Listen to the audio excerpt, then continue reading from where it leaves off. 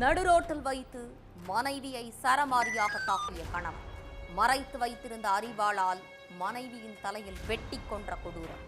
தப்பித்து ஓட முயற்சித்த கணவனை கையும் களவுமாக பிடித்து போலீசாரிடம் ஒப்படைத்த மக்கள். மனைவியை கணவனே வெட்டி கொலை செய்தது ஏன்? பின்னணி என்ன?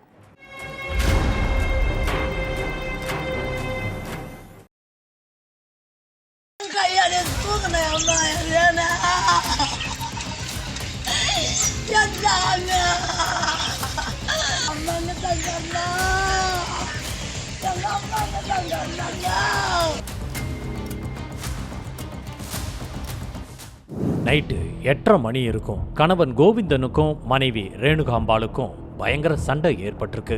அப்போ மனைவிய சரமாரியா அடிச்சு தரதரன்னு ரோட்டுக்கு இழுத்துட்டு வந்த கணவன் கையில இருந்த அருவாளை எடுத்து அவங்க மண்டையிலேயே சரமாரியா வெட்டி இருக்காரு.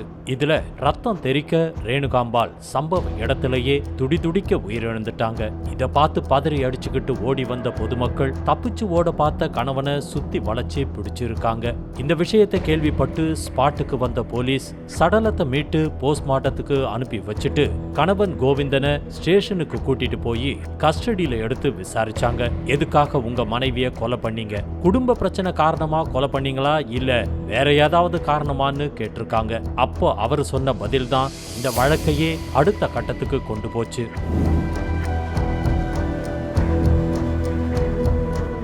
விழுப்புரம் மாவட்டம் திருவெண்ணைநல்லூர் சின்ன செவலை கிராமத்தைச் சேர்ந்த கோவிந்தன் மினி பஸ் டிரைவரா வேலை செஞ்சுக்கிட்டு இருந்தாரு. இவருக்கு 18 வருஷத்துக்கு முன்னாடி ரேணுகாம்பாளுங்கிற பெண்ணோட கல்யாணம் ஆகியிருக்கு. இந்த தம்பதிக்கு 3 ஆண் குழந்தைங்க இருக்காங்க. கோவிந்தன் சம்பாதிக்கிற பணத்தை மனைவி கிட்ட கொடுத்து குடும்பத்தோட நல்லபடியா வாழ்ந்துகிட்டு இருந்திருக்காரு. ஆனா அவரு வேலைக்கு போனதுக்கு பிறகு சமையல் வேலையை கூட சரியா பார்க்காத மனைவி வாட்ஸ்அப், இன்ஸ்டான்னு ரீல்ஸை பார்த்துக்கிட்டு அதுலயே மூழ்கி போய் கிடந்திருக்காங்க. இது கணவனுக்கு சுத்தமா பிடிக்கல. இதனால வீட்டுக்குள்ள அடிக்கடி பிரச்சனை ஏற்பட ஆரம்பிச்சிருக்கு. கொஞ்ச நாட்களுக்கு முன்னாடி வேலைக்கு போன கணவன் ஏதோ ஒரு வேலை விஷயமா மனைவிக்கு போன் பண்ணி இருக்காரு. அப்போ மனைவியுடைய போன் ரொம்ப பிஸியா இருந்திருக்கு. கணவன் தொடர்ந்து போன் பண்ணி பார்த்திருக்காரு. ஆனா மனைவி போனை எடுக்கவே இல்லை. இதனால கோபமான கணவன் நேரா வீட்டுக்கு போய் நான் எத்தனை முறை போன் பண்றேன், ஆனா என் போனை எடுக்காம அப்படி யார்கிட்ட பேசிக்கிட்டு இருக்கன்னு கேள்வி கேட்டு சண்டை போட்டிருக்காரு. அதுக்கு மனைவி நான் எங்க அம்மா கிட்ட தான் போன் பேசிக்கிட்டு இருந்தேன்னு சொல்லி இருக்காங்க. அதை நம்பாத கணவன் நீ சொல்றது உண்மைன்னா போனை கொடுன்னு கேட்டிருக்காரு. அதுக்கு மனைவி போனை கொடுக்க மறுப்பு தெரிவிச்சிருக்காங்க. இதனால கடும் கோபமான கணவன் வர வர உன்னுடைய நடவடிக்கையே சரியில்லை, நீ என்கிட்ட பொய் சொல்ற, நீ வேற யார் கூடவோ தொடர்புல இருக்க, அதனாலதான் நீ குடும்பத்தை கவனிக்காம இப்படி அலட்சியமா இருக்கன்னு சொல்லி மனைவியை போட்டு சரமாரியா அடிச்சிருக்காரு.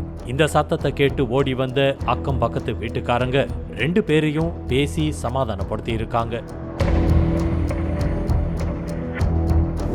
ஆனா அதுக்கப்புறமும் கணவன் தொடர்ந்து தன்னுடைய மனைவியோட நடத்தையில சந்தேகப்பட்டு பிரச்சனை பண்ணிக்கிட்டே தான் இருந்திருக்காரு. சம்பவத்தன்னைக்கு மறுபடியும் அவங்களுக்குள்ள பிரச்சனை ஏற்பட்டிருக்கு. அப்போ மனைவி கணவனை தகாத வார்த்தையால திட்டி இருக்காங்க. இதனால கோபத்துடைய உச்சத்துக்கு போன கணவன் மனைவிய சரமாரியா அடிச்சு தரன்னு ரோட்டுக்கு இழுத்துட்டு வந்திருக்காரு. அதை அடுத்து வீட்டுக்குள்ள போய் அருவாளை எடுத்துக்கிட்டு வந்து மனைவியோட தலையிலேயே பலமுறை ரத்தம் தெறிக்க தெறிக்க கொடூரமா வெட்டி இருக்காரு. இதுல அதிகப்படியான ரத்தம் வெளியேறி ரேணுகாம்பாள் சம்பவ இடத்திலேயே துடிதுடிக்க உயிரிழந்துட்டாங்க. இத பார்த்த கிராம மக்கள் அங்கிருந்து தப்பிச்சு போக பார்த்த கோவிந்தனை சுத்தி வளைச்சு பிடிச்சு போலீஸ் கிட்ட ஒப்படைச்சிட்டாங்க. விசாரணையோட முடிவுல எல்லா உண்மையையும் தெரிஞ்சுக்கிட்ட போலீஸ் கணவன் கோவிந்தனை அரெஸ்ட் பண்ணி கம்பி எண்ண வச்சிருக்காங்க.